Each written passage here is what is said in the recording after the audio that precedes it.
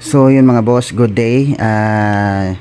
So sa video natin ngayon mga boss, i-share ko mga boss sa inyo yung experience natin mga boss. At yung mga dapat natin gawin pag once na nag-rehistro tayo, lalong-lalo na dun sa mga naka-biled projector mga boss, katulad nito mga boss. So yan, naka-biled projector. So share ko sa inyo yung experience, ano yung dapat mga gawin, setup mga boss bago tayo pumunta ng LTO para i-rehistro itong ating mga setup mga boss, at kung nare-rehistro ba siya.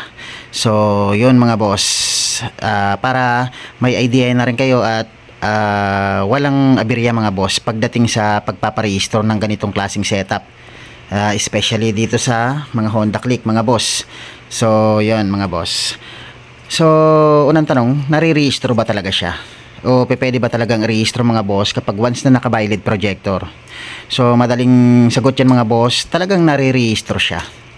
Pero may malaking pero yan mga boss. Pero dapat iset natin yung mga dapat iset.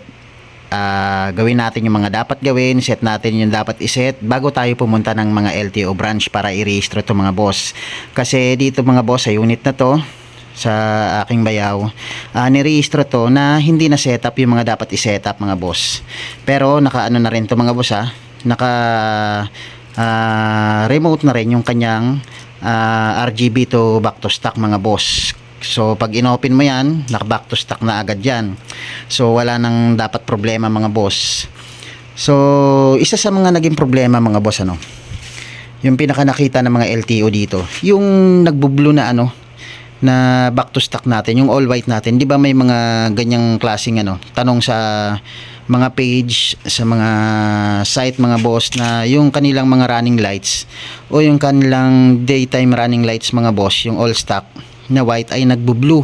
So yun yung isa na sa nakita mga boss ng mga LTO officer mga boss doon sa isang LTO branch.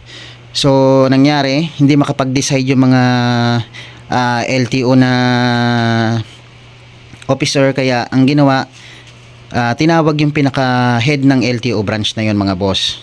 So dahil hindi sila makapag-desisyon, tinawag yung pinaka head at yun yung magdidesisyon mga boss. Ang sabi mga boss ng pinaka LTO manager, so pailawin muna natin to. So yan mga boss, di ba wala pa, tapos pag inon natin yan, all white na agad yan. So yun mga boss, nakita nila mga boss na nagbo-blue to, etong running lights natin. So tingnan nyo dito mga boss, white na white yan mga boss. So yan, may time na nagbo-blue yan mga boss. Etong na to, etong all white natin, may time na nagbo-blue yan. Hindi natin malaman kung bakit mga boss, Pero kung may mga nakakaalam, pwede nyong i-comment yan sa ating comment section mga boss, kung paano yung diskarte para mag back to stock talaga siya ng all white, hindi siya yung nagbo-blue. So yun yung isa sa mga nakita. Kaya ang sinabi ng LTO na officer mga boss, o yung pinaka manager nila, na hindi pwede yung ating back to stock kasi nagbo-blue siya. So nasuggest niya mga boss na pwedeng gawing yellow to. Eto yung ating all white mga boss, pwedeng gawing yellow. So ang ginawa, sinet ng yellow ng bayo ko mga boss, etong ating all white. So ngayon, nakita ngayon mga boss na meron siyang remote. So ang sabi ng pinaka officer dyan mga boss, bawal daw na may remote, kailangan daw halo switch lang. So iyan yung pangalawa sa mga napuna mga boss, yung paggamit na itong remote. So hindi ko lang alam mga boss kung legit ba yung sinasabi niya na wala dapat remote, kailangan visible yung ating switch. So nangyari, ginawa niyang RGB, syempre gagawin niyang RGB para maset niya yung kanyang running lights mga boss, gagawin daw yellow. So yan, ginawang yellow, sinet ng bayaw ko ng yellow. Ang sabi ng officer mga boss, makikita natin dito, hindi talaga siya yellow. Pero sa apps niyan mga boss, yan yung pinaka yellow ng apps. Ayoto to mga boss May papansin natin dito mga boss na yellow green siya. So ang sabi ng LTO mga boss, o LTO officer mga boss, na hindi pwede yung yellow na to. Kasi yellow green siya May kita rin naman natin talaga na yellow green talaga siya. So ngayon, ang dapat mga boss na isiset nyo dito, kung ayaw nyo talaga na may aberya mga boss, wag nating gawing all white to mga boss. Pag once sa RGB, gawin nating gold mga boss. So yung pinakakulay ng signal light, yun talaga yung pinaka the best mga boss para wala tayong aberya.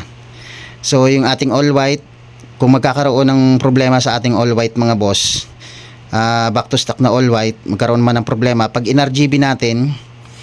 So pag in-RGB natin yan mga boss, ang mangyayari magiging gold. Iset na natin to kaagad ng gold mga boss, etong ating running lights, para kung pumalpak man dun sa ating back to stock na white, kung nagbo-blue man siya, pag in-RGB natin siya, kulay gold siya o yung kulay ng signal light, para pasok pa rin mga boss. Kasi ang requirements dito mga boss, pagdating sa harap, sa headlight, sa signal light mga boss, o sa running light, daytime running lights, white and yellow lang mga boss. So dalawa lang na kulay. Pag once na nag-iba yan, bagsak na agad mga boss. So yun ang mga dapat nating tandaan mga boss. Yung valid setup mga boss, walang problema, na re-restore talaga yan. Kailangan lang talaga iset natin yung ating setup mga boss. Yung mga bawal, wag nating gamitin mga boss, o wag nating iset pag once na nagpaparehistro tayo. Ito lang kasi nakalimutan lang talaga tong isetup mga boss bago pumunta ng LTO.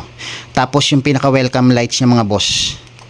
So yung mga welcome lights, kailangan i-off muna natin yon pag once na nag-RGB tayo. So pag nag-RGB tayo, kailangan walang welcome lights. Isang blink lang dapat mga boss, kasi babagsak pa rin siya. Dapat walang blinking yung ating front mga boss, o yung ating running lights, pati yung ating shroud. Dapat walang blinking yan na parang naglalarong ilaw. Kailangan pagka on mo ng RGB, kailangan isang blink lang siya mga boss.